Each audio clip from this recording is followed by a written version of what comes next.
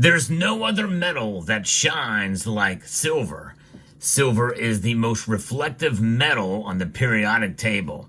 However, compared to gold, silver has a long way to go to shine in terms of its price, but that very well could change if these three things happen. Let's talk about it as we explore.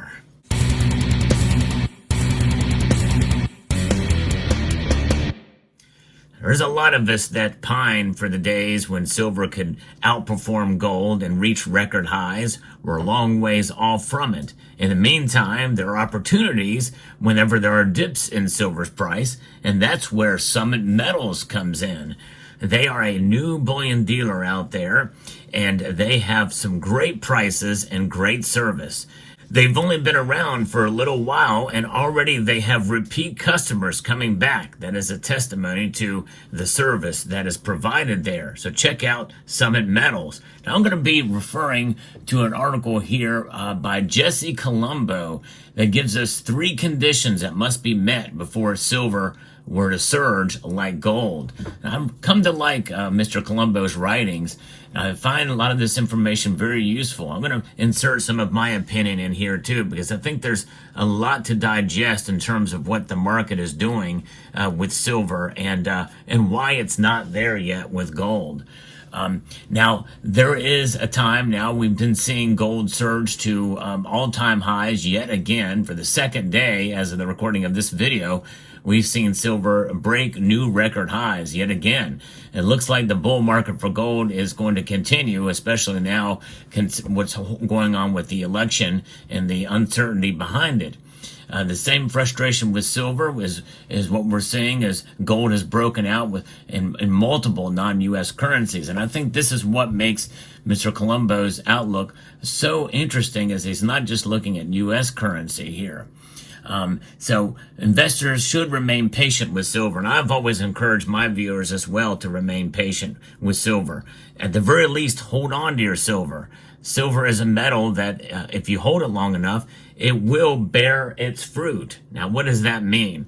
The fruit of silver is having wealth outside of the system, which in a sense is independent of price, because you think about the pricing of the markets, that is something that is going to fluctuate. Silver is a volatile metal, no question about it. And by the way, gold is too, yea though to a lesser extent. But silver is a metal that does require some strategy and some patience. And this is something that is going to occur with a strong breakout if these three things are done. The first thing is, it's largely overlooked, is by investors and hedgers and stackers, but it is proven surprisingly challenging to achieve.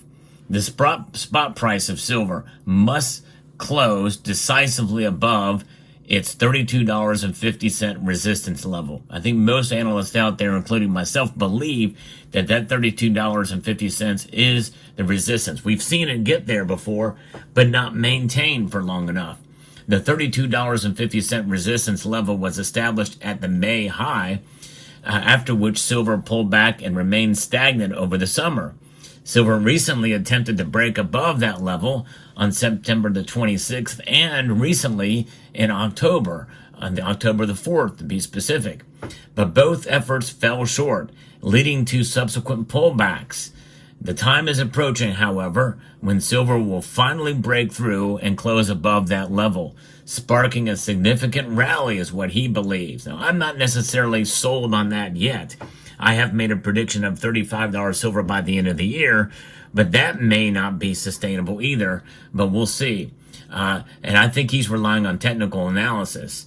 And he thinks that Mr. Colombo thinks that silver could surge rapidly to approximately $50 an ounce. And that is based off of a lot of the pattern analysis of the charts and technical analysis, Fibonacci curves, the cup and handles, and all that. But you know what my feeling is with regards to technical analysis? It's all fine and dandy and useful. I'm not saying it's not useful, but As Mike Tyson once said, everybody has a plan until you're punched in the face. And that being punched in the face is what we're seeing now with the markets, with geopolitics and everything, leading to all of these commodities and essentially a commodity boom to an extent, but gold especially rising up and silver rising up too, well over 30% this year. But that could change in an instant, especially considering the complexity of the small silver market, which means that prices are going to move very, very rapidly in both directions. The next condition is that silver priced in euros. Now we're talking about a different currency because it is the second most powerful currency in the world and must close decisively above the 30 euro resistance level that formed the May peak. This event would help confirm a close above $32.50 US, greatly reducing the chances of being a false breakout.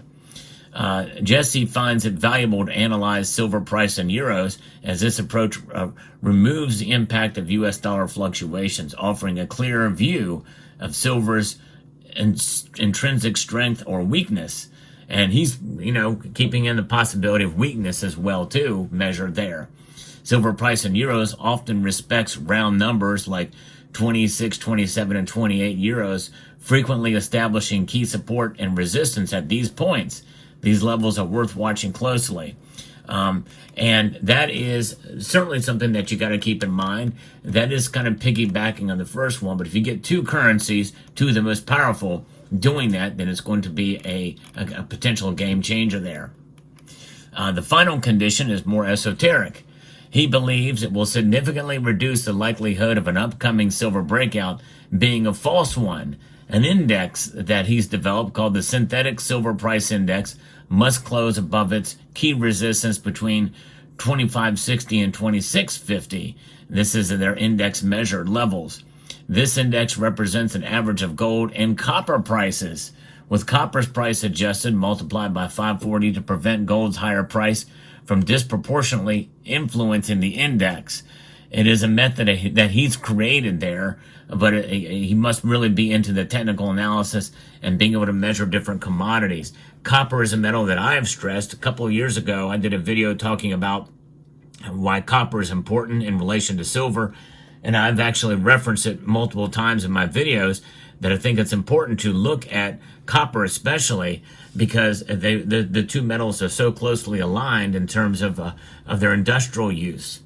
The price of copper is often overlooked in silver's performance, and this is why I've been wanting to do that. So I'm glad he mentioned this. This is pretty amazing.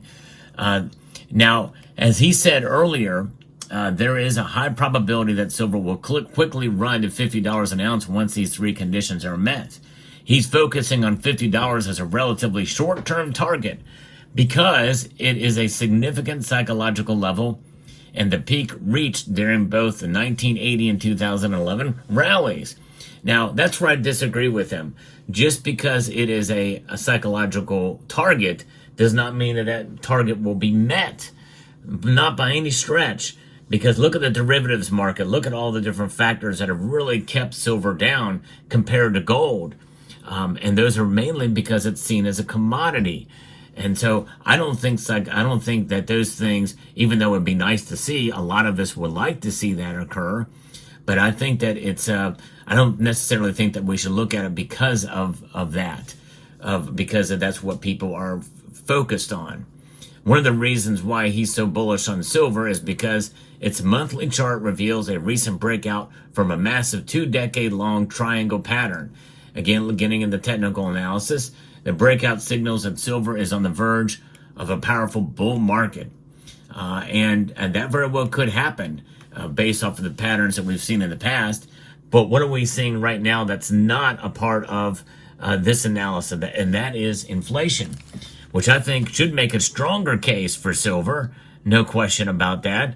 And I think that more likely that could lead to even some tepid movement. In other words, if we get to $40 silver, I would be surprised at this point into the next year and the year after. There's no timeline given yet here, but it suggests that silver could reach several $100s per ounce during the bull run for the overall from the cup and handle chart.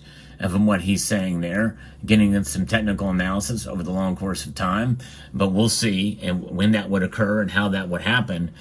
Silver already has surged. He's saying nearly 50% this year, but it's really closer to 30%. There are plenty of reasons to believe it's just getting started.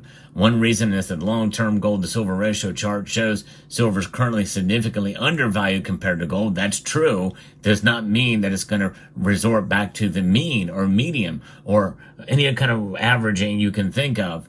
Because the average over the long course of time since 1915 is 52.8. But really, we should take away everything that's been before 1971 or so, when that chart, when the fixed price of ratio was done. It was, I guess, about 65 or 66 is what the chart is showing. But we removed silver from our money as currency back in 1965. Is when there was no silver coins produced that year, even though actually the mint did mint 1964 quarters, halves, or quarters, halves, and dimes then. So looking at that, and also looking at the what's going on, the price adjusted for inflation further highlights how undervalued it is by historic standards. During the Hunt brothers' induced spike in 1980, silver reached its inflation-adjusted price of $143.54. That gives you an idea of how far off we are until we reach that high again. The 2011 bull market, driven by quantitative easing, it hit $68.04. Now it's currently trading under $32 an ounce as I record this video. Silver has significant room to rise if it's to catch up with these previous inflation-adjusted peaks. And that's just it. I think because they are peaks in and of themselves, there's also demand for silver that occurred, that coupled along with the quantitative easing, that really made 2011 a standout year for silver. But likely that's not going to happen the same way, but it's more likely that we see a 2011 than 1980. So we can kind of remove that spike away from it. But silver is on the launch pad, and I do think it still will go up. I'm just not as optimistic of a $50 run up, and I don't know what his time frame is for it, but I do think that likely if we hold on to $32.50, we will see it move up.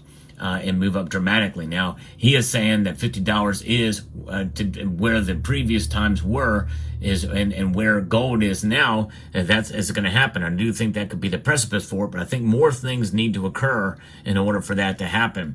And what are those other factors that could come into play? Increased demand, physical demand for this. That's physical silver bullion here. Physical silver bullion, increased demand for it there, as well as increased industrial demand.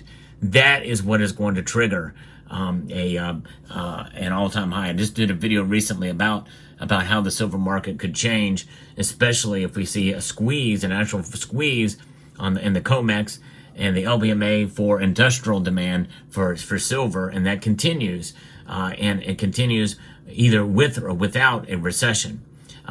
If that does occur, then all hands are on deck for pushing $45, $50 an ounce. And that is the thing I will add to this, because I think that Mr. Colombo is kind of relying on technical analysis of the past, and I'm looking at what is ahead of us in the future, that maybe not relying on the patterns that we've seen, which are have merit for predictions, but we'll see. But I think that could occur. I think once we do hit that 32.50, then we could be heading in that direction.